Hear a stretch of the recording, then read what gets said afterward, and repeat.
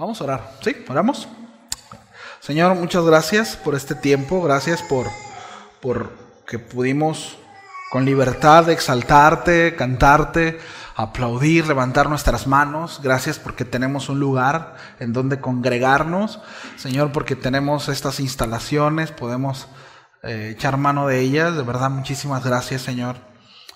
Rogamos que podamos recibir tu palabra, tu consejo esta tarde, y que en nuestro corazón haya el deseo de aprender, de crecer y sobre todo de dar respuesta, Señor, a lo que tú has de demandar, lo que tú estás demandando de cada uno de nosotros. Queremos crecer, Señor, queremos crecer en respuesta, en obediencia, en madurez, para glorificar tu nombre, Señor.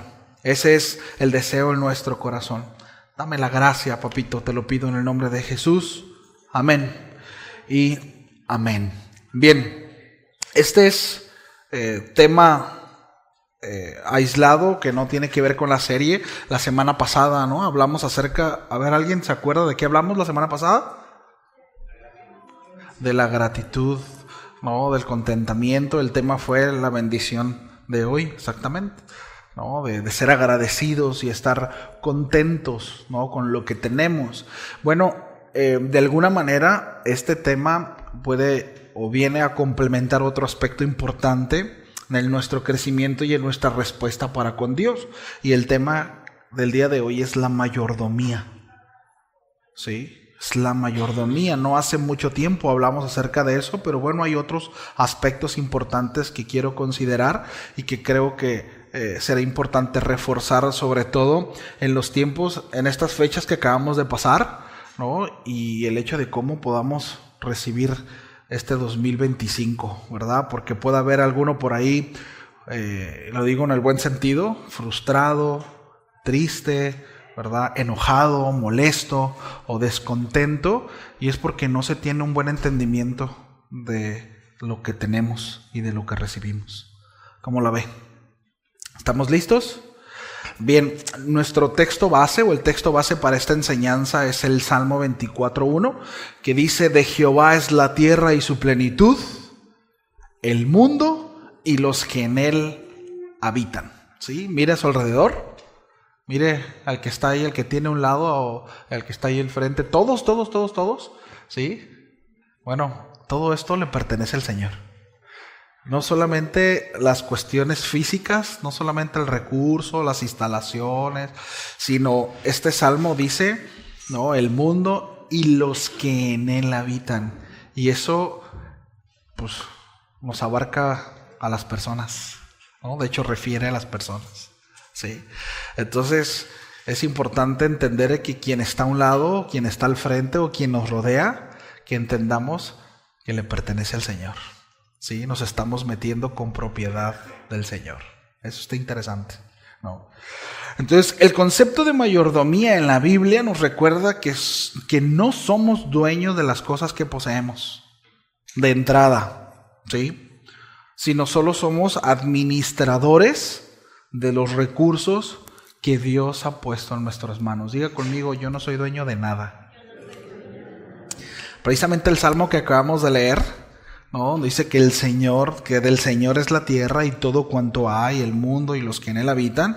Bueno, este pasaje establece una verdad fundamental para nosotros como creyentes, mis amados, en ese sentido, ¿no? Todo lo que existe le pertenece a Dios, ¿sí? Desde la creación misma hasta las personas y el recurso que nosotros podemos contemplar en este mundo. Entonces, este principio nos va a desafiar, o nos desafía, o debería de desafiarnos a ver nuestras posesiones, nuestro tiempo, nuestros talentos y todo lo que nos rodea desde una perspectiva muy distinta, ¿sí? Es decir, no somos propietarios absolutos, sino responsables ante Dios de cómo utilizamos todo lo que Él nos ha confiado, todo lo que ha puesto sobre nuestras manos. Sí. Entonces la mayordomía nos invita, mis amados, a vivir de manera consciente. ¿A qué? De nuevo, reconocer que cada aspecto de nuestra vida debe de honrar al verdadero dueño del universo. Sí. Al verdadero dueño de lo que veo, de lo que tengo, de lo que soy. Sí. Entonces, la mayoría de las veces la realidad es que cuando nosotros escuchamos mayordomía lo relacionamos directamente con el dinero, ¿no?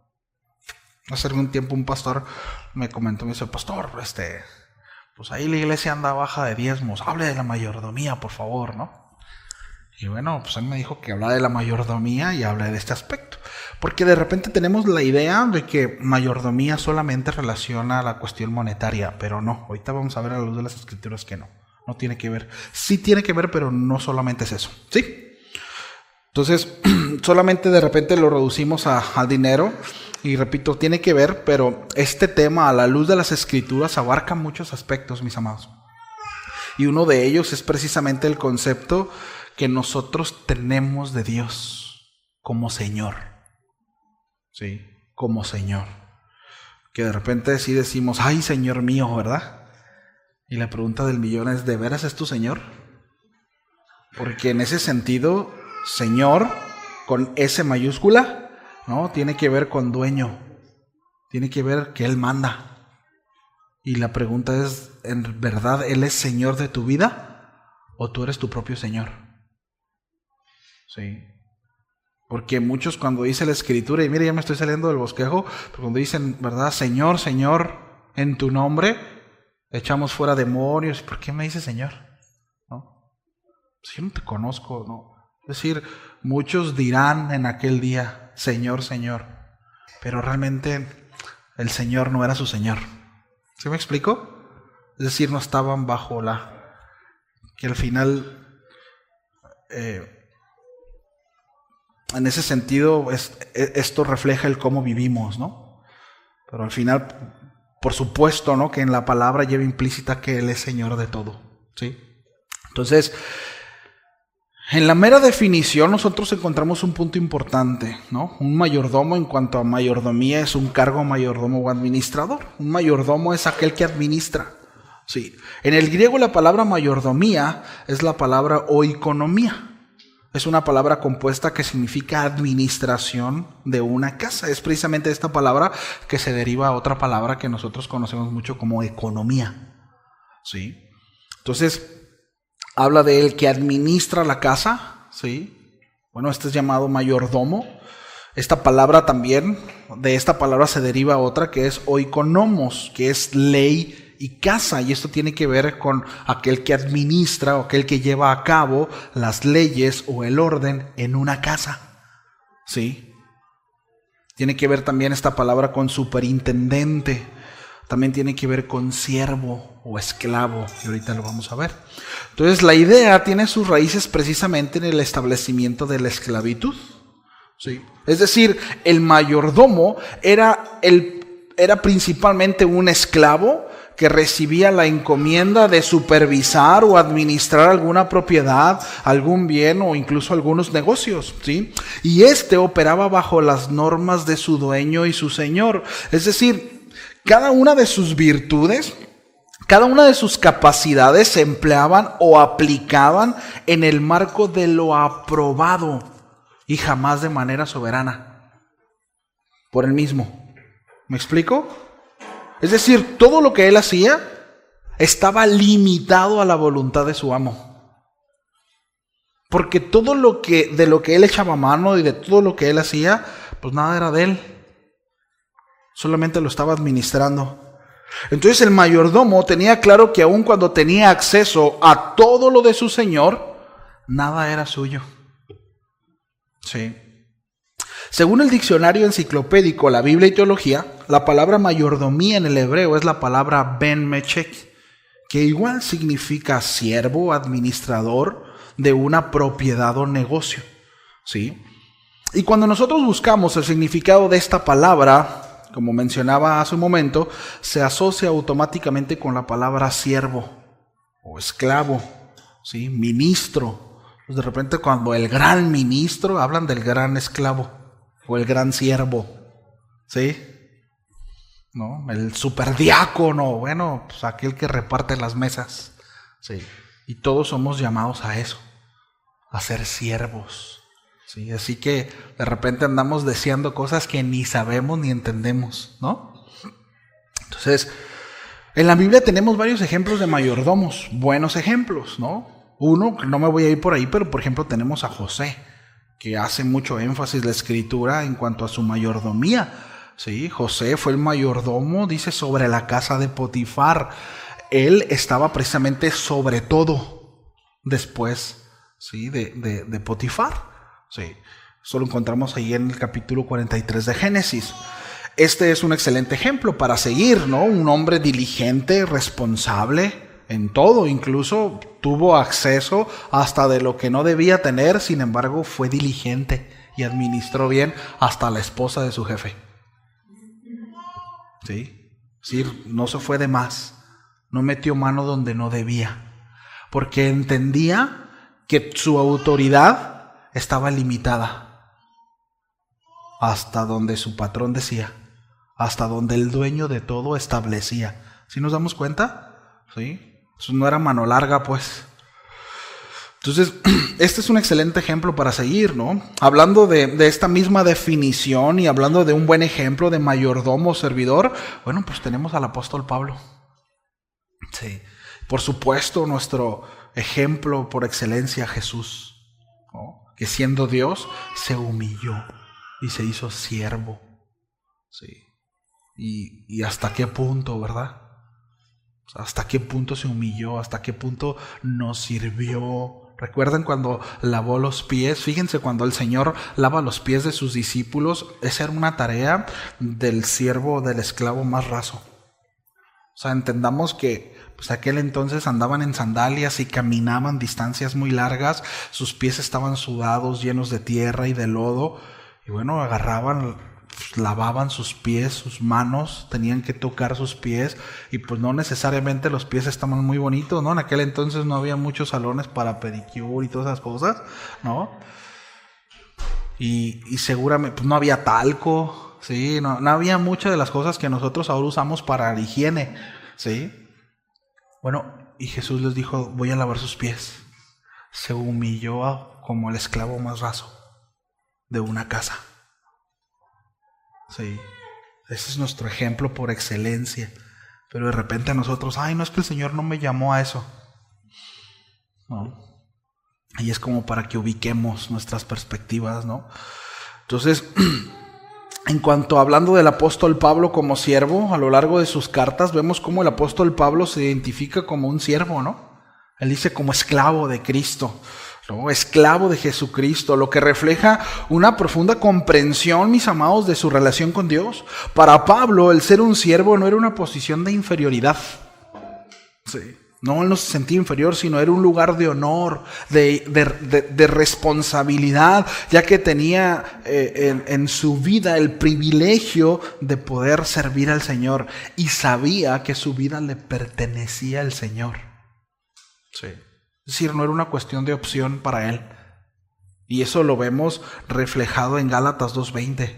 ¿No? Dice, con Cristo estoy juntamente crucificado y ya no vivo yo, mas vive Cristo en mí. Y lo que ahora vivo en la carne, lo vivo en la fe del Hijo de Dios, el cual me amó y se entregó a sí mismo por mí. Miren la idea del apóstol Pablo. ¿Por qué vivo para Él? ¿Por qué mi vida ya no me pertenece, sino ahora le pertenece a Él? La premisa es, por cuanto Él me amó, por cuanto Él se entregó por mí. Ahora vivo para Él. Y no solamente eso, dejo de vivir para mí mismo. Y ahorita vamos a desarrollar más adelante esta idea, ¿no? Pero este pasaje, Pablo no solo habla de su compromiso con Cristo, sino de la transformación que ha experimentado al permitir que Cristo viva en él. Por eso es importante, mis amados, permitir que la vida de Cristo se desarrolle, madure en nosotros. ¿Cómo vamos con eso? Ni un amén. Hombre, es para que amén gritaran, ¿verdad? Necesitamos que la vida de Cristo crezca, madure, se refleje, que podamos ver en nosotros, ¿sí? La vida de Pablo en su vida ya no estaba enfocada en sus propios deseos, no estaba enfocada en sus metas, sus ambiciones, sino en una cosa: cumplir el propósito de Dios. ¿En qué estamos enfocados nosotros? ¿Por qué nos levantamos? ¿En qué gira nuestra vida? Me levanto y ¿qué pienso? En que se dé, en los niños, el trabajo, las tareas diarias, en hacer más dinero, no sé. ¿En qué gira nuestra mente? ¿Qué ocupa la mayoría de nuestros pensamientos en nuestra cabeza? Bueno, Pablo, todo había renunciado a todo por un propósito: cumplir la voluntad de Dios. Sí. Y precisamente eso reflejaba lo que el apóstol Pablo, lo acabamos de citar en Gálatas: Cristo vive en mí. Porque ¿cuál era la vida de Cristo? ¿Cuál fue el propósito de Cristo? ¿Cómo fue su caminar en la tierra de Cristo? ¿De qué se trataba? ¿Cuál fue el propósito de la vida de Cristo? Hacer la voluntad del Padre. Sí. Es decir, ¿cómo sé que tanto Cristo se refleja en mi vida? Es decir, ¿estoy buscando hacer la voluntad del Padre? ¿O sigo buscando o peleando, luchando en hacer mi propia voluntad? Ese es un buen filtro. Sigo luchando para seguir haciendo lo que yo quiero, sin considerar al Señor. Sí. Ese es un muy buen filtro. Entonces, hablando del apóstol Pablo, en lugar de considerarse dueño de sí mismo, Pablo veía que su vida, pues, era como una oportunidad, ¿no?, para servir a Cristo, reconociendo que había sido comprado por un precio: el sacrificio de Cristo, la sangre del amado del cielo. Y mire, para nosotros muchas veces es bien difícil entender esto, mis amados. Y voy a decir, ¿qué tiene que ver? Pero tiene mucho que ver. Pero mira, a veces ni siquiera entendemos como esposos, y esto lo digo al matrimonio, que nos pertenecemos unos a otros y nos andamos negando. ¿Me explico? Cuando el apóstol Pablo dice, no, el hombre ya no se pertenece, el cuerpo del hombre no le pertenece más a él, ni tampoco el cuerpo de su mujer. Pero a veces pesa más los disgustos, el enojo, y hay un montón de matrimonios que están fracturados y separados precisamente por eso. Pero ni siquiera entendemos eso y tenemos a un lado a la persona que decimos amar. Y no podemos vivir bajo esa verdad, que ya no me pertenezco. ¿Cómo la ve? ¿Están muy serios ahora? ¿Qué pasó? ¿Todavía están empachados por tanta comida de fin de año o qué? Sí, Pablo dice, no, ahora se pertenecen mutuamente. Bueno, así también con el Señor, mis amados, no nos pertenecemos. No nos pertenecemos. No tenemos la facultad ni la autoridad para nosotros decirle al Señor, no, lo voy a hacer como no quiera. Cuando me des, Señor, lo que yo quiero, cuando mi circunstancia cambie, cuando las cosas sean diferentes, cuando mi esposo, cuando mi esposa, cuando mi hijo, entonces, Señor, voy a dar respuesta de lo que tú me pides. ¿Sí nos damos cuenta? Y condiciono mi relación con Dios, mi servicio a Dios. Mis amados, dejemos de engañarnos a nosotros mismos pretendiendo que vivimos para el Señor. No es cierto, seguimos viviendo para nosotros mismos. No es cierto. No es cierto. Sí. Entonces, para nosotros, la realidad es que el ejemplo de Pablo nos desafía a vivir de manera similar. Como mayordomos de Dios, debemos de recordar que nuestra vida le pertenece a Él y estamos llamados a usar todo lo que nos ha dado, nuestro tiempo, nuestro talento, nuestros recursos, para su gloria, para extender su reino aquí en la tierra. Sí. De eso se trata. Ahora, pregunta de examen. ¿Quién fue el primer mayordomo en la historia de la humanidad? A ver, Jesús, dijeron por ahí. Adán. Exactamente, Adán. El relato de la creación en el libro de Génesis revela la estructura divina en cuanto a la relación entre Dios, el hombre y su creación. Sí. Para aquellos que dicen, no, por culpa de Adán tenemos que trabajar los hombres. No, Adán antes de la caída ya lo habían puesto a chambear. Ya era administrador. Sí, por eso el trabajo es una bendición. Hermana, dígale a su esposo, el trabajo es una bendición. Entonces, Miren, después de contemplar la obra de la creación, Dios encomendó al hombre diversas tareas y responsabilidades. Ahí en el capítulo 1 de Génesis, en el verso 28, leemos que Dios bendijo al hombre y le dijo, él le dio este mandato, ¿no?, de fructificar y multiplicarse, así como de llenar la tierra y sojuzgarla. También le dijo lo siguiente: señorear sobre los peces del mar, las aves del cielo y todos los seres vivos. Entonces, este mandato resalta el papel del hombre como mayordomo de la creación, pero también muestra que aunque el hombre recibe autoridad, dicha autoridad es delegada y Dios sigue siendo soberano absoluto de todo. Aun cuando Dios confirió al hombre la responsabilidad de administrar y de cuidar de la creación, lo hizo estableciendo límites claros, como lo vemos allá en Génesis en el capítulo 2, donde Dios le advierte a Adán que puede comer de todo árbol del huerto, excepto del árbol del conocimiento del bien y del mal. Mis amados, ese árbol gritaba: yo soy Dios y tú eres mi creación. Yo soy Dios. Los límites precisamente establecen eso. ¿Sí? Entonces esto demuestra que aunque el hombre tenía libertad en su rol de mayordomía, esta libertad no era absoluta. Sí. Es decir, esta libertad o este trabajo se ejercía, como mencionaba hace un momento, ¿sí?, sujeta a las instrucciones del señorío de Dios. Sí. La existencia de esos límites resalta que Dios no cedió su autoridad al hombre de manera completa. Miren, como algunos llegan a pensar, ¿no?, a concluir, bueno, yo creo en Dios, ¿verdad?, como el teísta, pero creó todo y se fue de vacaciones y anda por allá creando más universos. No es así.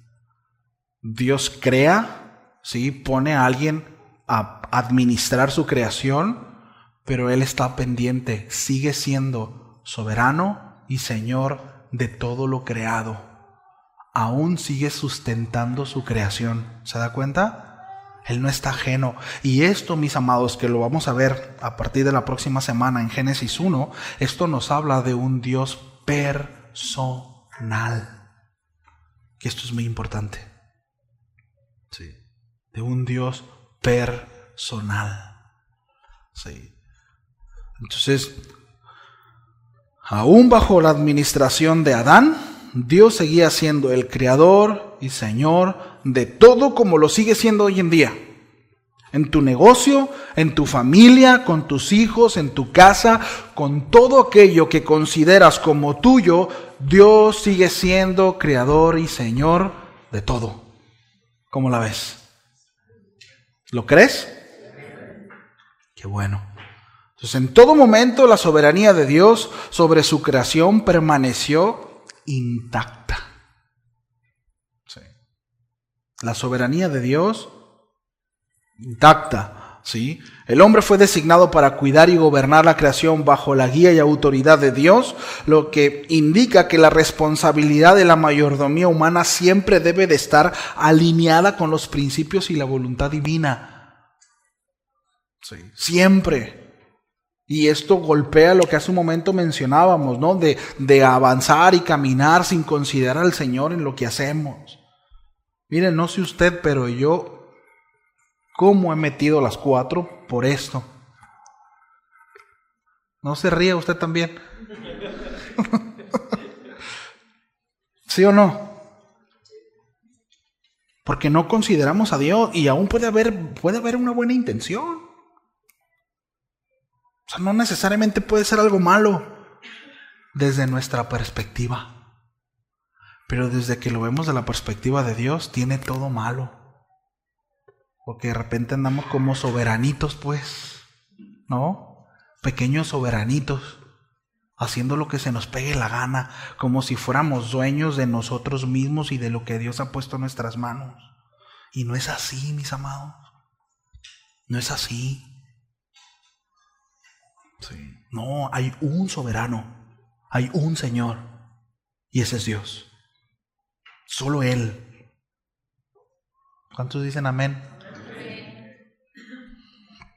Entonces, mis amados, mayordomía es un concepto clave para entender nuestra propia relación con los recursos que Dios nos ha dado. Sí, es clave. Entonces, a pesar de que tenemos libertad para usar y administrar los recursos, los dones, siempre debemos hacerlo con reverencia.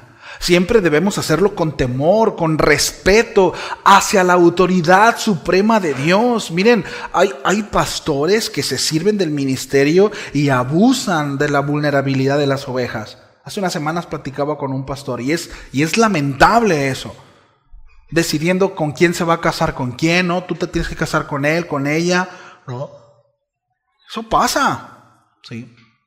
No, es que me tienen que pedir permiso si salen de vacaciones, si vienen o no vienen. Sí. No, ahí no tienes que trabajar en tal o cual lugar. A ver, eso parece chiste, pero se da. Sí. Ahora, como pastores, la autoridad nos fue delegada y debe ser ejercida bajo las normas y alineamientos del Señor, en amor y sabiduría. Y esto para todos los que servimos, para todos a quienes estamos al frente en algún cargo, ¿verdad? Ya sea de niños, de ujieres, en limpieza, en donde sea que estemos, aún con nuestros niños, los maestros, aquellos que ministramos acá enfrente, debemos de entender que si hay cierta autoridad, si hay cierta influencia, bueno, esto es delegado por el Señor y daremos cuenta de eso, y ahorita vamos a llegar ahí. Sí. Y tenemos que hacerlo con temor, con reverencia, mis amados, y por supuesto con mucha sabiduría, ¿sí? Porque como mayordomos nuestro deber es gestionar lo que Dios nos ha confiado de acuerdo a sus principios. Y aquí también entra precisamente la educación con nuestros hijos. Nuestros hijos no son para satisfacción propia. Entendámoslo así. Qué hermoso, ¿verdad? ¿Cómo se sienten con el bebé? Como pavos reales, y eso es muy bonito. Bueno, es algo propio del Señor, y como papás, el Señor lo ha puesto por protección al bebé. Pero el fin no es satisfacernos a nosotros mismos. O sea, ese bebé no les pertenece. Es del Señor. Y así nuestros hijos. Y no es como que, y con esto no significa de ser padres desobligados e irresponsables. El otro extremo, ¿no? No. Pero entender, ¿no?, que todo lo que recibimos es del Señor y que debemos de administrarlo bien.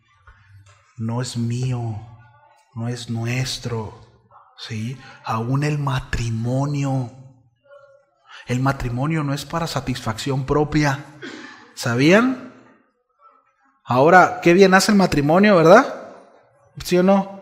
Dice la palabra en cuanto al hombre que el que haya esposa haya ¿qué? Haya suegra, dijo mi Juanito.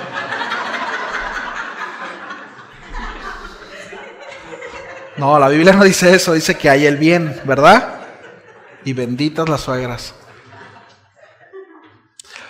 Pero necesitamos entender que es algo, precisamente es una institución impuesta por Dios. ¿Para qué? Para su propósito. Si mi matrimonio no está dando frutos, si mi matrimonio no contribuye al reino, si mi matrimonio no aporta a la gloria de Dios, estoy mal usando mi matrimonio. Porque no se trata de mí. No se trata de mí.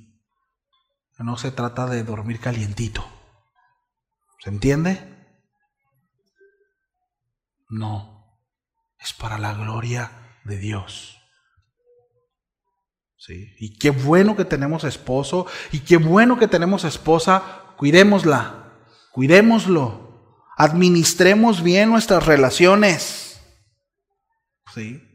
Administremos bien nuestras relaciones. Miren, aun cuando Dios puso a Adán sobre la creación, jamás vemos a Dios cediendo su autoridad y señorío sobre ello.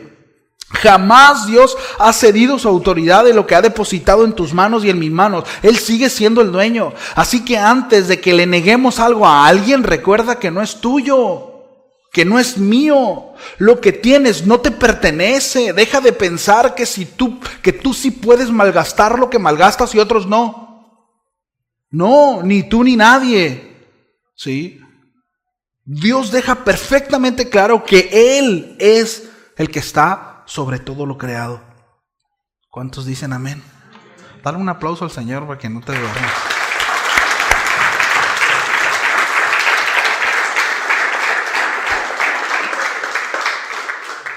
Nosotros solo somos llamados mayordomos de Dios, con el propósito de cumplir las responsabilidades que Dios nos ha encomendado. Sí. Y hay que desempeñar esta tarea, mis amados. Y cuando nosotros desempeñamos esta tarea de manera diligente, glorificamos a Dios. Glorificamos a Dios, Él es honrado. Y a su vez, disfrutamos de lo recibido por Él. ¿Cierto? Bueno, la mayordomía consta en el reconocimiento de nuevo de que todo es de Dios, de que Él ha puesto todas las cosas en nuestras manos y de que nosotros somos responsables de administrarlo bien. Sí. John Wesley decía que el principio de la mayordomía significa que cuanto soy, cuanto tengo y cuanto puedo es por Dios y para Dios, ¿no? Todo es por Él y para Él. Entonces en su disertación decía que todas las enseñanzas, las doctrinas, las exhortaciones y las demandas de la Biblia parten de este hecho fundamental. Dios es dueño de todo, pues cuando los hombres y las mujeres nacimos ya todo estaba aquí. ¿No? Ya todo estaba aquí. O sea, no puedo decir, no, esto es mío, ¿verdad? Yo me lo encontré, ¿no? Ya estaba ahí y era de Dios. ¿Me explico? O sea, ese es un buen punto. Entonces, textos como el que acabamos de leer, ¿no? De Salmos 24:1, de Jehová es la tierra su plenitud, el mundo y lo que en él habitan, ¿no? Ageo 2:8, mía es la plata y mío es el oro, dice Jehová de los ejércitos. También lo que está en su cartera y en su bolsa, también es del Señor. Ezequiel 18:4, aquí que todas las almas son mías, dice, como el alma del Padre, así como el alma del Hijo es mía. Sí. Pues el dueño es el que posee algo y lo posee por derecho propio. Nosotros somos dueños, entre comillas, pero solo en un sentido figurado, pues Dios es el dueño de absolutamente todo. Y no se preocupen, al final no vamos a pasar una canastita para pedir ofrenda, no va por ahí, ¿sí? Tranquilos. Digo que empezaron a temblar las billeteras y las bolsas, ¿no? Nada. Entonces, cuando nosotros rehusamos, mis amados, de nuestro tiempo, de nuestro recurso, de nuestro esfuerzo al servicio de Dios, esto denota nuestro pobre alcance de ver a Dios como Señor de todo. Sí. Rehusamos de nuestro tiempo, y esto lo mencionaba la vez pasada, pero rehusamos de nuestro tiempo porque creemos que es nuestro. Rehusamos de disponer nuestro dinero para la obra de Dios porque estoy convencido que me pertenece. Sí. Rehuso disponer mis fuerzas y mi vida al Señor porque supongo que yo puedo elegir dónde y cómo aplico mi trabajo, ya que me creo dueño y Señor de mi propia vida. ¿Sí o no? ¿Verdad que sí? Ya ves que sí. Y decían que no, ¿verdad? Bueno, y curiosamente la palabra de Dios establece que quien da la vida y quien la quita es Dios. Hasta en eso. Mire, por más que se cuide, que es bueno cuidarse, pero está como aquel que dijo, ya no voy a comer, y puro dátil comía y fue y se resbaló con un huesito de dátil y se pegó en la cabeza y se murió. ¿Verdad? O sea, entonces, si creemos ser dueños de nosotros mismos es porque no hemos entendido que el Creador está por encima de su creación. ¿Verdad? Entonces, el hombre ha tomado su propio camino. Según la Escritura, este conduce a muerte. Cree poder esconderse del rostro de Dios como Adán en el Edén. Cree poder ocultarse de Él, pero esto es imposible. Esto es imposible. Sí.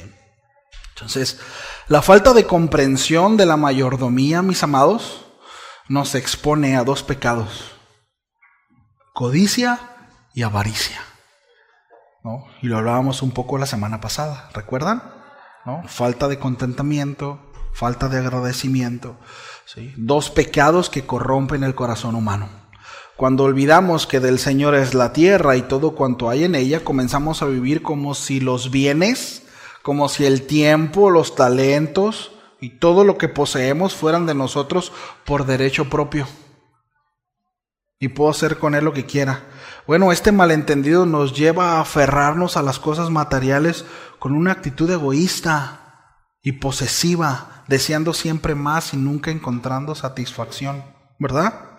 Pasa eso. En Lucas, en el capítulo 12, verso 15, Jesús nos dice: mirad, mirad y guardaos de toda avaricia. Ese mirad es un detente, considera, sí, y guardaos de toda avaricia. Porque la vida del hombre no consiste en ¿qué? En las abundancias, ¿verdad?, de los bienes que posee. Mire, en Lucas, ahí el contexto de Lucas trata sobre la advertencia precisamente que Jesús da contra la codicia y la acumulación de riquezas. Y nos recuerda que la verdadera vida no depende precisamente de la cantidad de bienes materiales que el hombre puede llegar a poseer. Jesús hace esta advertencia después de que un hombre entre la multitud le pide que les ayude, ¿no?, intervenga en una disputa familiar de una herencia. Entonces Jesús, en lugar de ir directamente a lo que estaba sucediendo, lo que él hace es que los lleva a una parábola, ¿sí?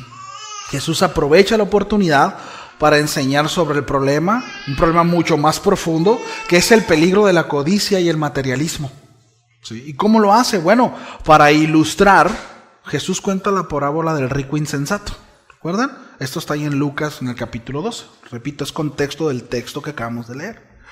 Y esta parábola habla de un hombre rico que tiene una cosecha abundante y decide construir almacenes todavía mucho más grandes para guardar sus bienes. Sí. Bueno, la intención de este hombre era acumular de tal manera que iba a llegar el día en el que él iba a poder descansar, iba a poder comer, beber, ¿verdad?, y alegrarse de todo lo que había acumulado. Sin embargo, según la parábola que Jesús está dando, dice que esa misma noche Dios le dice que va a morir y le pregunta: ¿y lo que has provisto, de quién será? ¿Qué onda con todo lo almacenado? ¿Sí? Entonces, en ese sentido, Jesús no está hablando de no ser diligente, no está hablando de no ahorrar, no está hablando de no ver más adelante, no está hablando de eso. Está hablando de la motivación en el corazón. Por eso es detente, mirad la motivación. ¿Por qué lo haces?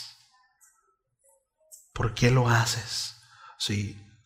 Jesús está advirtiendo que la vida no consiste en acumulación de bienes materiales. Tengo un amigo que estimo mucho, pero él no conoce al Señor. Pero cuando él no tiene dinero, ¿sí?, cuando las cosas no van bien, literalmente se empieza a descarapelar toda su piel, ¿no? Y es bien evidente, ¿no? Y empieza a tener problemas en su casa. Y yo platicando con él me decía: es que Ángel, él reconociéndolo tal cual, dice: igual por ahí lo editas. Pues me siento poco hombre cuando la cuenta empieza a bajar. Dice, y afecta mi relación con mi esposa.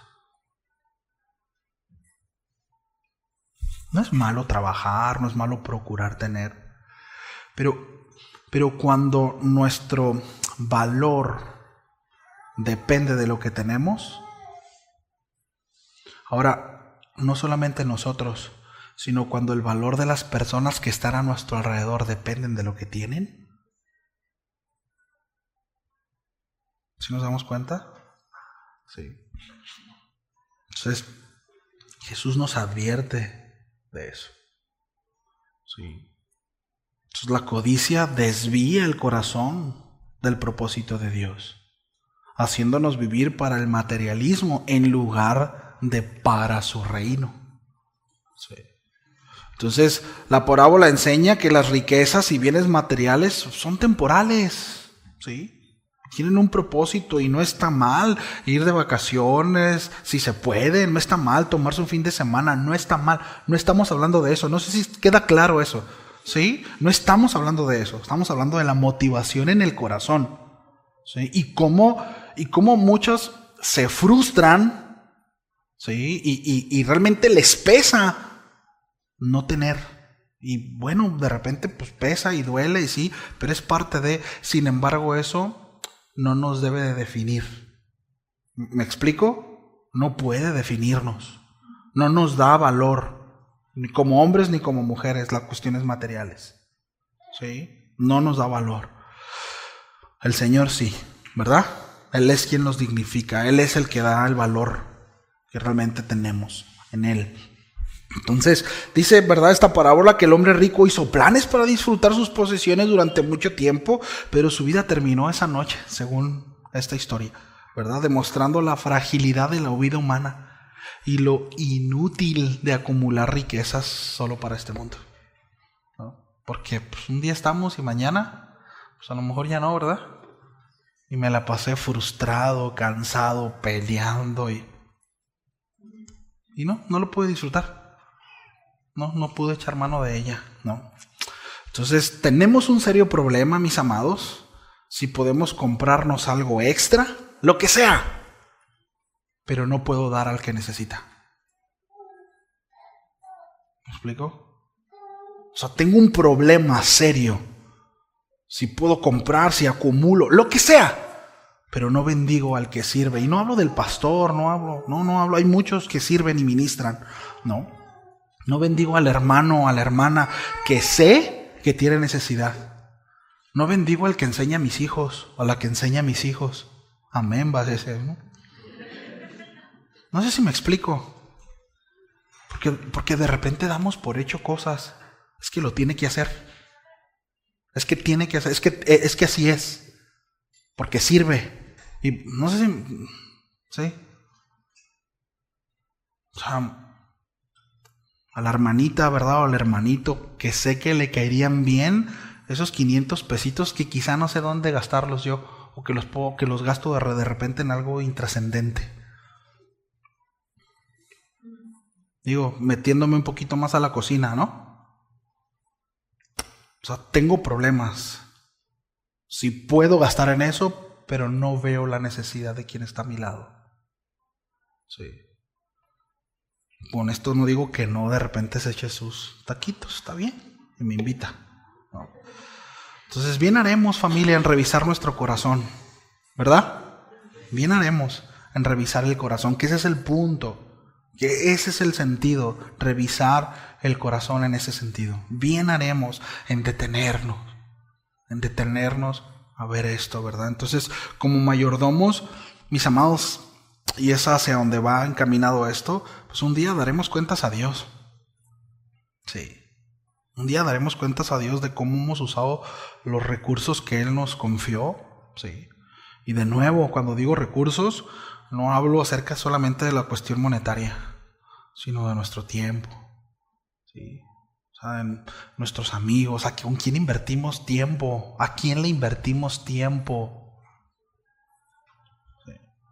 O sea, híjole, pero yo ya lo he dicho otras veces y a lo mejor aquí voy a pisar callos, sí, pero en verdad no puede ser que nuestros mejores amigos sean del mundo y que le invirtamos más tiempo a gente del mundo en cosas, en puras tonterías, y que no tengamos la capacidad de invertir un tiempo a la semana a un hermano de la iglesia.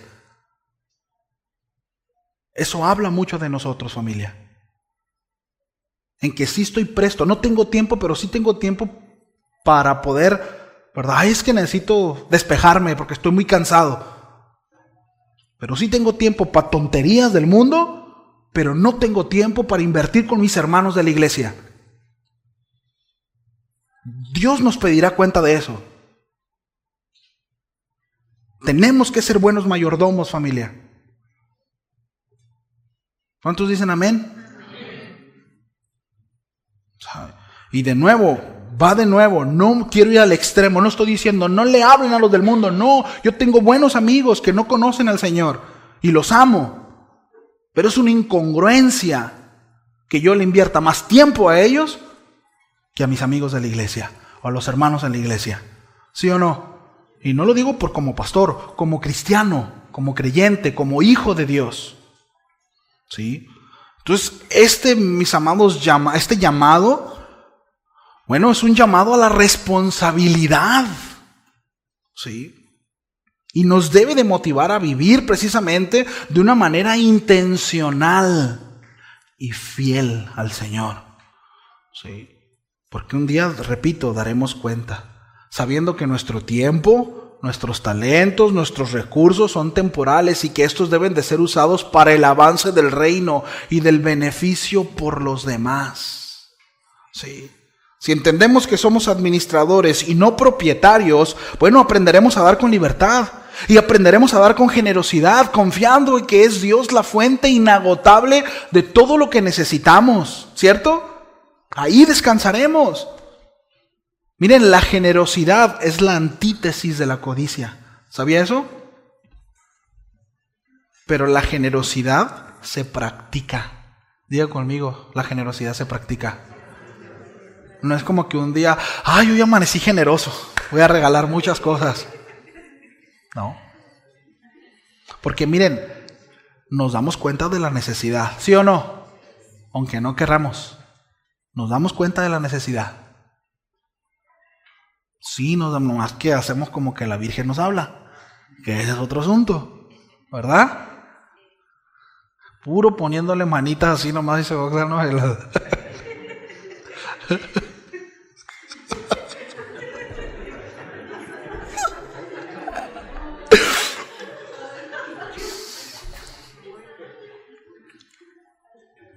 Se tenía que decir y se dijo la ranita.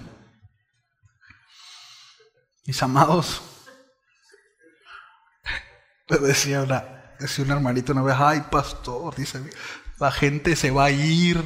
Pues ni modo, hermanita. Pero lo bueno que aguantamos vara todos, ¿va? ¿Verdad que sí? Está bien. Es en amor. Es en amor. Mis amados, la generosidad es algo que se tiene que practicar.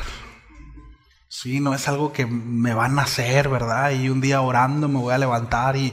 No, es algo que se practica, es algo en que debo de ejercitarme, ¿no? Debo de ejercitar esa parte. Entonces, 1 Corintios capítulo 4, versículo 2, aquí el apóstol Pablo no refiere necesariamente a las cuestiones materiales. Aquí el enfoque del apóstol Pablo es a los obreros, pero habla acerca de los administradores y del principio de cuál es la motivación de estos. Y es precisamente esto, dice, ahora bien se requiere de los administradores que cada uno sea hallado fiel. ¿Sí? Esta palabra también puede traducirse como leal. Sí, palabra lealtad. Híjole, es una palabra que de repente pues puede ser escasa en nuestro modo operandus. No, la lealtad, ¿no? El ser leales. Pablo enfatiza, repito, esta cualidad, ¿no?, tan esencial en la vida de todo mayordomo, la fidelidad, la lealtad. ¿Sí? Esta palabra administradores es un compuesto griego en el término de casa y ley, como mencionaba hace un momento, ¿no? Y tiene que ver precisamente aquel que se encarga de que los reglamentos se lleven a cabo dentro de, ¿sí?, la casa, la hacienda, el negocio. Entonces, por eso cuando el hombre sale de casa, la que queda a cargo, ¿quién es? La mujer. Y la mujer se encarga a que las reglas y los mandamientos que el Señor de la casa puso, ¿sí? Y no es algo machista, es cuestión de roles, funciones, ¿sí? Que si papá dijo, los niños van a jugar 1 hora, 2 horas, o después de esto tienen que hacer esto, la mamá se encargará de que ese mandamiento, ¿sí?, se lleve a cabo, porque es la que está a cargo en ese momento de la casa de la ausencia del papá. Cuando llegue el papá, bueno, ya las cosas cambian, ¿verdad? Ahora, esto no significa que en la mayordomía de la mujer que está administrando su casa no hay decisiones que ella pueda tomar. Por supuesto que sí, pero siempre dentro de la norma que el Señor ha establecido. ¿Sí lo vemos? Ahora no estoy diciendo que el papá o el esposo es Dios, no estoy hablando de eso. Estoy hablando de funciones, de cómo es que funciona. Así una empresa, ¿verdad? El dueño deja al administrador y le dice, quiero que se haga esto. El administrador puede tomar ciertas decisiones siempre en el marco de lo que el dueño estableció. ¿Se entiende, verdad? Bueno, asimismo cada cosa, el hermano mayor se le da una instrucción y se le dice, van a hacer esto, y tú esperas que cuando regreses el hermano mayor se encargue de que lo que se demandó se haya cumplido. ¿Sí o no? Él es el administrador de ciertas tareas, puede tomar ciertas decisiones, pero siempre en el marco de la instrucción recibida. ¿Sí? Bueno, así funciona la mayordomía. No podemos hacer lo que se nos pegue la gana. No. Operamos bajo el marco del Señor, dentro de lo que Él establece, como bueno, como puro, como perfecto, como correcto, como íntegro, como justo. No es mi propia justicia, no son mis propias reglas, no es lo que yo considero, es que yo creo, es que... ¿Sí nos damos cuenta? ¿Y dónde encontramos ese marco? ¿Dónde? Ese marco de mandamientos y lineamientos para nuestra vida. ¿Dónde, familia? En la Biblia. Exactamente. Ahí tenemos que ir a ella. Es que, pastor, no sé cómo hacerle. Pues ve a la Biblia, ¿verdad? Pues ve a la palabra. Ahí te dice qué hacer, ¿sí? Entonces, un administrador fiel es aquel que cumple con su responsabilidad de manera constante, no aquel que cumple una vez sí, otra vez no, a veces, sí, porque deja de ser confiable, ¿no? Es como un servidor, ¿no? Sí, yo le entro. Ok, nos vemos el sábado a las 10 de la mañana. ¿Qué onda? Ah, no, bro, es que fíjate que pasó esto. Ah, ok, está bien, ¿no? Y luego la próxima, ¿no? Oye, yo sí, ok, nos vemos entonces a las 10 de la mañana, ¿sí? Y llega a las 11 de la mañana. Y luego, oye, ¿qué onda? Nos vemos a las 9 de la mañana. Y ya no llegó. Pues a la siguiente ya ni le hablas, ¿no? Porque no es confiable, ¿no? Porque tú ya dijiste, bueno, esto va a ser él, y ya no llegó, no avisó, no dijo. Bueno, ya no es confiable. Pero aquel que está ahí, constante, llueve o truene, ¿verdad? O sabes que pasó esto, pero ahí voy. O sabes que, mira, no sé si me explico. Bueno, dices, es alguien fiel, ¿verdad? Una frase muy común de Raúl, ¿no? A él me lo llevo a la guerra. Hay quienes amo mucho, pero no me voy a la guerra con ellos, ¿no? Y los quiero mucho, pero capaz si a la mera hora llego ahí, volteo y ya no está, ¿no? No es confiable. Pero hay quienes dicen, yo sé que llueve o truene, voy a voltear y ahí va a estar. Me va a cuidar las espaldas. Porque es fiel, ¿no? Es leal. Entonces la fidelidad y la lealtad no es solo una característica deseable, y esto es bien importante. Es una exigencia para todo aquel que ha recibido algo de parte de Dios. ¿Cuántos han recibido algo de parte de Dios? Bueno, no es algo como que, bueno, a ver si un día llego a... Porque Dios nos va a pedir cuentas. Sí. Miren, vayamos ahí a ver si me da chance todavía una media hora más. ¿Sí? Bueno, vamos a Mateo, por favor. Al Evangelio de Mateo en el capítulo 25. ¿Cómo voy? Ok.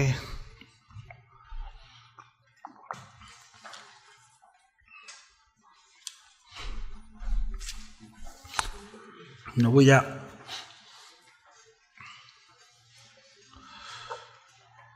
¿Estamos ahí? Bueno, entonces entendemos, ¿verdad?, que la fidelidad implica administrar bien cada área de nuestra vida, ¿cierto?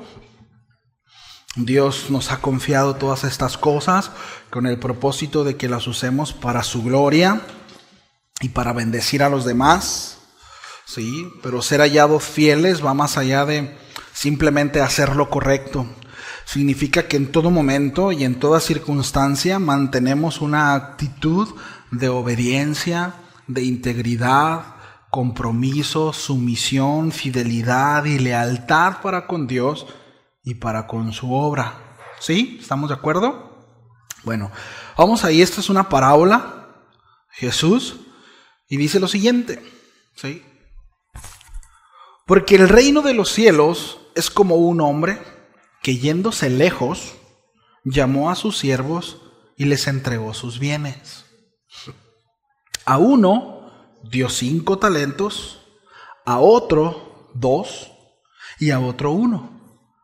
A cada uno conforme a su capacidad, y luego se fue lejos. Aquí es importante esto, quiero que subrayemos esto. Conforme a su capacidad. Señor, pero ¿por qué a él esto? ¿Por qué? Bueno, él sabe. Él es soberano. De entrada es soberano. Por otro lado, aquí este principio es muy importante. Conforme a la capacidad. Mi amado, Él nunca pondrá un peso sobre tus hombros que no puedas llevar. No. El Señor sabe. Sí, y eso es un descanso, ¿cierto? Es un descanso. Y Dios no se equivoca. Así que si estás pasando por una situación, por una carga, y dices, Señor, yo creo que te equivocaste. No, Dios no se equivocó. Si lo estás llevando sobre tus hombros, es porque Dios sabe que es conforme a la capacidad. Ahora, aquí, pues no está hablando acerca de una situación, ¿verdad?, adversa. No está hablando acerca de una consecuencia por nuestras acciones, sino de una responsabilidad. ¿Sí nos damos cuenta? O sea, hay una responsabilidad. Le dejó una responsabilidad a cada uno conforme a su capacidad. Tenemos diferentes capacidades, ¿sí? Entonces, versículo 16. Y el que había recibido 5 talentos fue y negoció con ellos y ganó otros 5 talentos. Multiplicó lo que el Señor le dio. Asimismo, el que había recibido 2 ganó también otros 2. Es decir, también puso a trabajar estos talentos y multiplicó estos 2 talentos. ¿Sí? Pero, diga conmigo, pero el que había recibido 1 fue y cavó en la tierra y escondió el dinero de su señor. No sé usted, pero a mí esto me da miedo, porque ya conocemos el pasaje, ¿no? Y la pregunta obligada es, ¿qué estamos haciendo con nuestros talentos? Y aquí quiero que no se enfoquen, tal es que yo no tengo ni un talento, no soy bueno para nada yo. No. Tenemos 1 hora casi hablando de mayordomía. Es decir, yo pregunté hace rato, ¿alguien ha recibido algo de parte de Dios? Y todos dijeron, sí, ¿verdad? Amén. Bueno, para que podamos ir viendo. Es decir, todos tenemos algo que administrar diligentemente. ¿Sí nos damos cuenta? Bueno, entonces, para que no se vayan por ahí zafando, ¿no? A decir, no, que no tengo talentos. Bueno, ahí va.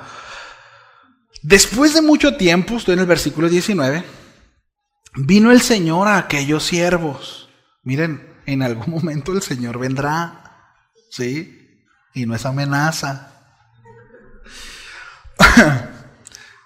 Y arregló cuentas con ellos. Y llegando el que había recibido 5 talentos, trajo otros 5 talentos. Le dijo, mira, Señor, tú me diste esto y multipliqué lo que me diste. Sí. He ganado otros 5 talentos sobre ellos. Y su señor le dijo, bien, buen siervo y fiel. Vean esto, ¿sí? 2 palabras claves, siervo y fiel. Sí. Sobre poco has sido fiel, sobre mucho te pondré. Entra en el gozo de tu Señor. ¿Cuántos les gustaría un día escuchar esto? No sé, a mí sí me emociona, de verdad me conmueve. A mí sí me encantaría que el Señor me diga, bien, buen siervo fiel. Entra al gozo de tu Señor. Dice el verso 22, llegando también el que había recibido 2 talentos, Dijo, y aquí es importante, porque vemos cómo a él no se le entregó 5. Es decir, no hay excusa para decir, bueno, pues que él tenía mucho. No, pero si yo tuviera 5, no, entonces yo también lo hubiera multiplicado. No, lo poquito que se le dio, es decir, los 2 que se le dieron, lo multiplicó. ¿Sí nos damos cuenta? Es decir, la acción fue la misma, aun cuando le fueron entregadas responsabilidades distintas. Uno entregó 10, al final lo multiplicó, otro entregó 4, pero al final lo multiplicó. Es decir, la tarea de ambos es la misma. Fueron diligentes. Bueno, ¿y cuál fue la respuesta del siervo, verdad? Bien, no me entregaste 10.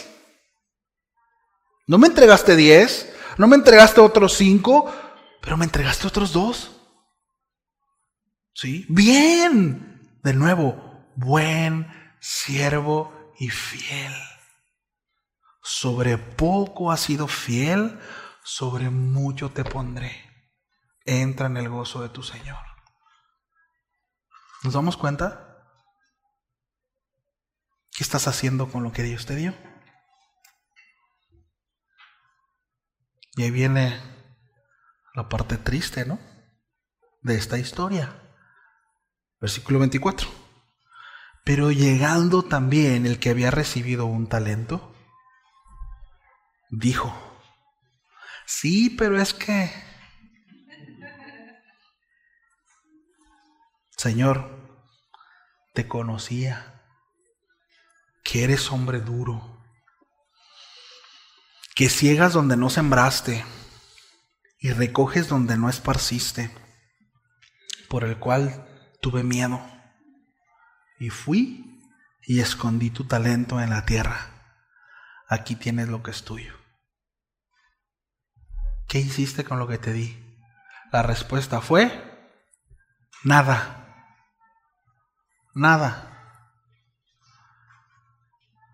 Miren, yo le agregaría todavía uno peor, que fue y lo malgastó. Que a veces es lo que hacemos. Lo que Dios nos entrega lo hacemos papilla. Lo desperdiciamos, lo destrozamos con nuestra negligencia. Sí, no hizo nada. Ahora, aquí en ese sentido hay una caracterización, ¿no?, del siervo en cuanto a su Señor. Esto no describe a Dios. Recordemos que esto es un detalle alegórico, es una parábola. Sí.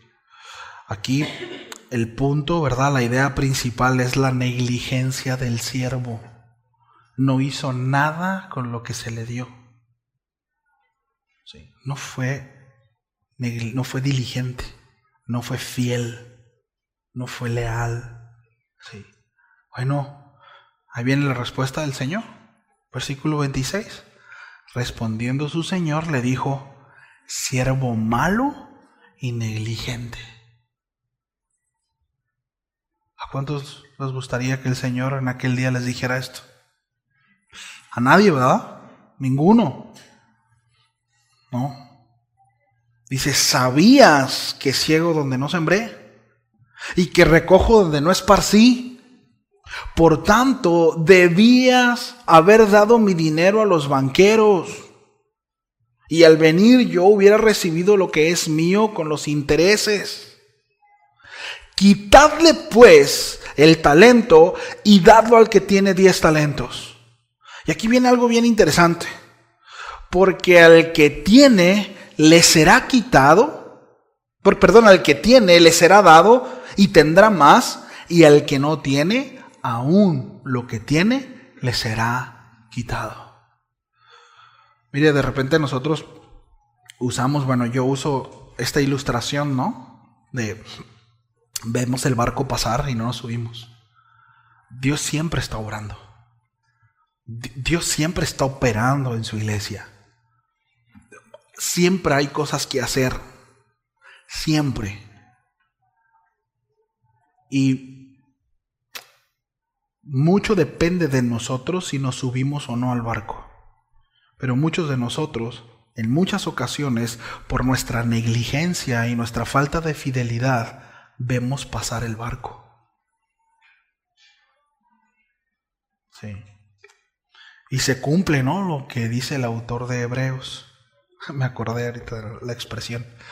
Pero se cumple, ¿no?, debiéndose ya maestros. Pues todavía espera que se le dé papita, ¿no?, papillita. ¿Por qué? ¿Porque el Señor no ha puesto el querer como el hacer por su buena voluntad? ¿Será acaso eso? ¿Será porque el Señor no ha provisto lo necesario para que nosotros demos respuesta a Él? ¿Será porque las circunstancias en las que yo vivo y otros no viven, a mí me alejan de poder servir al Señor fielmente?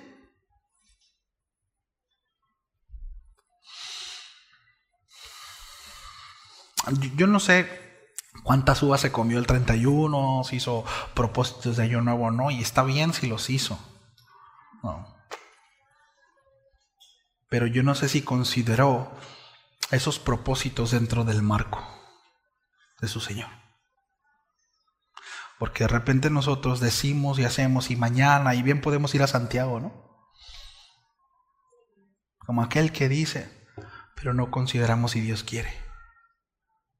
Y de repente podemos vernos al final del 2025 frustrados, ¿no?, con dolor en el corazón y en el estómago, porque una vez más mis propósitos no se cumplieron. Pero ¿y qué si cambiamos de canal? Pero ¿y qué si abrazamos lo que el apóstol Pablo dijo en Gálatas, como hace un momento lo citaba? Con Cristo estoy juntamente crucificado y ya no vivo yo, mas vive Cristo en mí. ¿Y qué si ahora lo que vivimos en la carne lo vivimos en la fe del Hijo de Dios, el cual nos amó y se entregó a sí mismo por nosotros? ¿Y qué si dejamos de perseguir lo que nosotros creemos y lo que pretendemos o consideramos que nos va a hacer sentir mejor? Lo dejamos a un lado y empezamos a vivir para Él. ¿Cómo ve?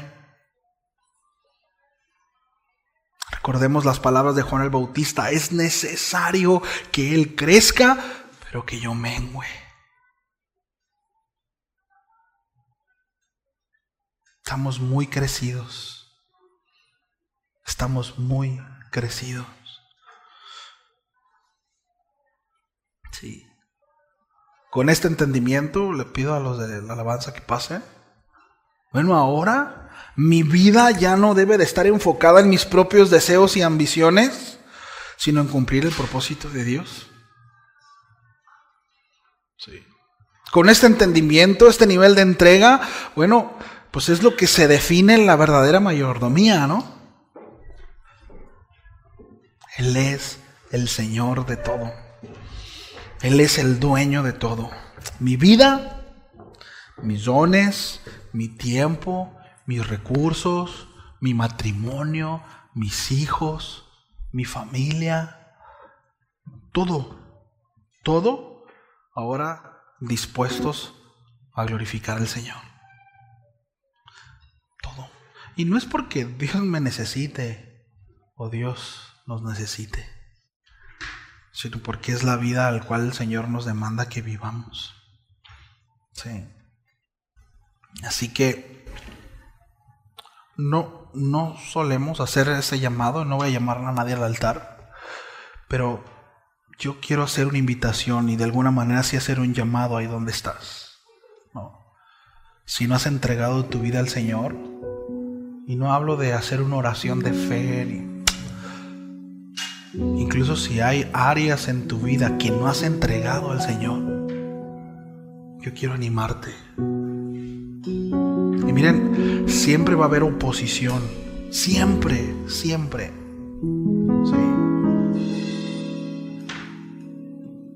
Cuando tú le rindas al Señor, miren, va a haber cosas.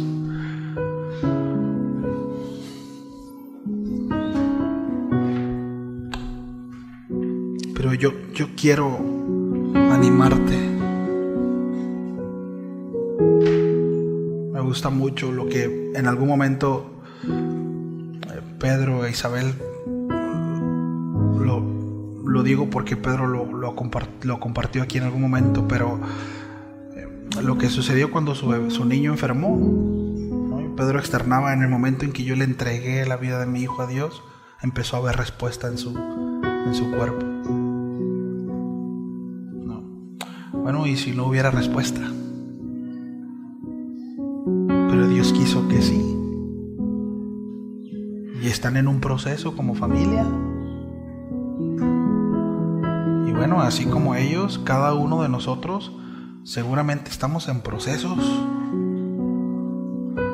pero estoy seguro que si no entregamos nuestra vida, nuestra situación al Señor, será mucho más complicado, será mucho más difícil. Y eso no lo digo solamente a aquellos que a lo mejor no han nacido no, hablo a creyentes, a cristianos, que rehúsan ciertas áreas de la vida y dicen: Señor, ay, sí, pero esto es muy mío, y esto no quiero entregarlo. Y la vida se hace de cuadritos, ¿no? Pero hoy quiero hacer ese llamado. Si tú reconoces en tu corazón que no has sido un buen mayordomo en algún área, que hay cosas en donde tú has retenido y has usurpado el señorío de Dios en tu vida, en esa área, y te has creído Señor y soberano de eso, yo quiero invitarte a que lo entregues a Dios. ¿Sí? Quiero invitarte a que ahí cierres tus ojos. Igual pongámonos de pie todos. Y quiero invitarte a que cierres tus ojos y que le pidas perdón a Dios, si es el caso. Que digas: Señor, hoy quiero entregarte mi vida de manera completa. Quiero entregarte mi matrimonio, Señor. He luchado en mis fuerzas y he peleado, Señor, con mis propias manos. Y no he considerado que eres el dueño de mi matrimonio. Y muchas veces he querido y he deseado hacer las cosas porque creo que eso es como debe de ser, pero no descanso, Señor, en ti. Y te pido perdón por eso. Mis hijos, Señor, quizá he luchado en mis fuerzas por convencerlos, por llevarlos al camino que yo considero que es el mejor, Señor, pero también lo hago desde mis fuerzas, los hago desde mi sabiduría, que es limitada y que está muy pequeña, Señor. Y muchas veces me gana la desesperación, me gana el hecho de que no tengo paciencia y termino haciendo las cosas como no debo de hacerlas, Señor. Te pido perdón y reconozco, me arrepiento que no he sido un buen mayordomo en esa área. Mi negocio, en mi trabajo, Señor, perdóname. Si he trabajado, he llevado a cabo mi negocio, mi trabajo a la manera en como yo considero que debe de ser y no considerando lo que tú quieres. E incluso me he servido de él. O me he servido, Señor, de mis trabajadores, o aquel que trabaja, me he servido de la confianza de mi jefe. Perdóname, Señor, porque no he sido un buen mayordomo, porque no te he reconocido en esa área en mi vida, porque te he excluido y me he conducido como yo he creído que es mejor. Perdónanos, Señor, como iglesia, como servidores. Perdónanos, Señor, si no te hemos considerado, si hemos tomado decisiones como bien nos parece, quizá bien intencionados, pero no dentro del marco de lo que tú quieres. Haznos crecer, Señor. Haznos crecer como iglesia. Haznos poder ver y ser conscientes de esta verdad, que todo lo recibido te pertenece a ti y que un día daremos cuentas. Que ciertamente eres un Dios justo, pero has de tratar las motivaciones de nuestro corazón, Señor. Padre, que en cada uno de nosotros haya esa diligencia de detenernos y considerar nuestro camino y corregir, Señor, aquello que debe de ser corregido. Ayúdanos, Señor, esperamos en ti, esperamos en tu obra, Señor, en cada uno de nosotros. Ruego, Señor, por aquel que sinceramente ha desbordado su corazón y ha orado a ti, te ha entregado, Señor, algún área. Yo ruego para que pueda verse fruto, Señor, y que esto no quede, Señor, en un momento. Que no quede, Señor, solamente en un instante, sino que se siembre en el corazón. Y que esa semilla caiga en buena tierra, Señor, y que sea tratada y que sea regada, esperando en su momento de mucho fruto, para que glorifique al Padre.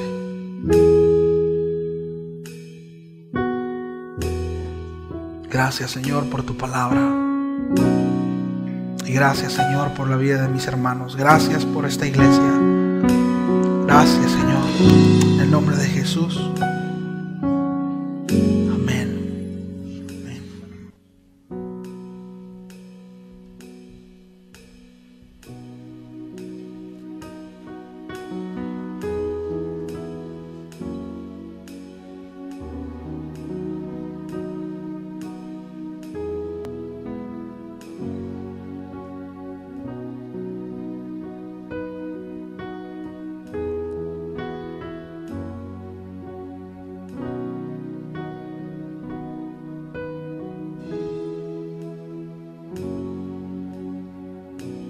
Señor, te reconocemos. Tú eres Señor de todo, Padre. Y no solamente tienes el derecho por cuanto eres Dios, sino que derramaste tu sangre también, Señor. Ahora solamente cantamos a ti.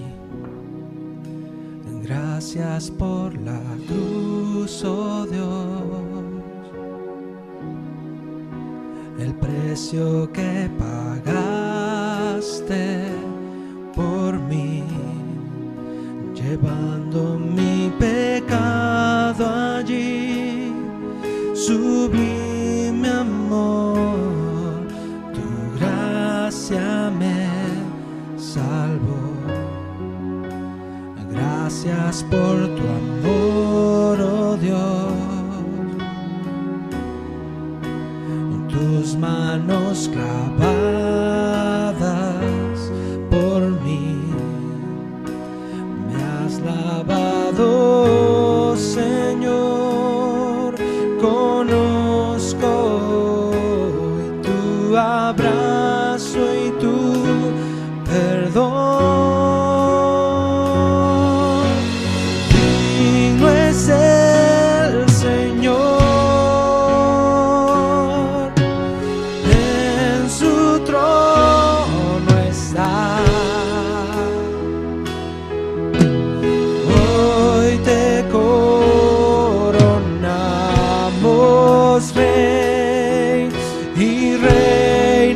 Con poder, altísimo Señor, Jesús, Hijo de Dios, el amado del cielo en la cruz murió. Digno es el Señor,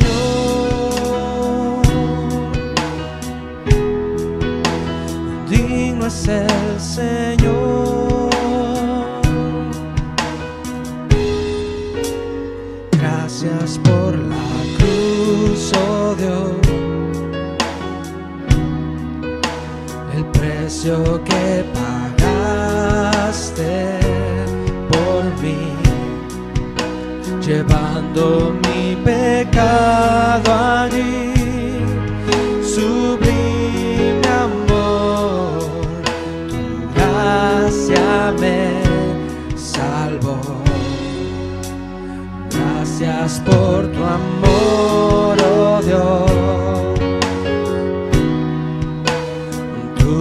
manos clavadas por mí, me has lavado, Señor. Conozco hoy tu abrazo y tu perdón. Digno es el Señor, en su trono está. Hoy te coronamos Rey y reinas con poder.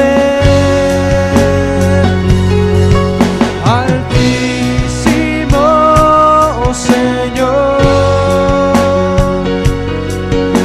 Jesús, Hijo de Dios, el amado del cielo en la cruz murió. Digno es el Señor,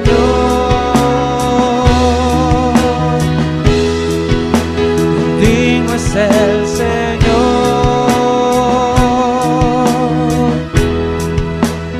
digno es el Señor,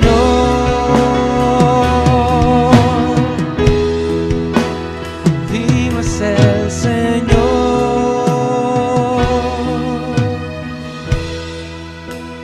digno es el Señor. Tú eres digno, Señor, por sobre todo y sobre todo, Señor. Hace un momento levantamos una oración a ti y tomamos determinaciones, Señor. Te ruego, Señor, como sustentador de todas las cosas, Señor, que nos ayudes a perseverar, que nos ayudes a andar, Señor, como tú mereces. Danos tu gracia cada día, Padre. De verdad deseamos corresponderte. Te anhelamos, Señor. Sé bendito tú por siempre, en el nombre de Cristo Jesús. Amén.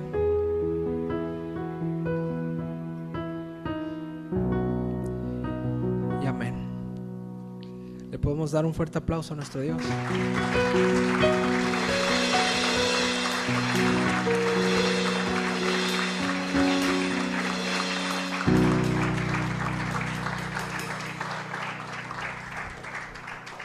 Muy bien, hermanos, tenemos tarea, ¿verdad? Que el Señor nos ayude a perseverar, ¿sí? No se vaya corriendo, salúdese, conviva un poco y nos vemos pronto con el favor de Dios. Vamos a orar, ¿sí?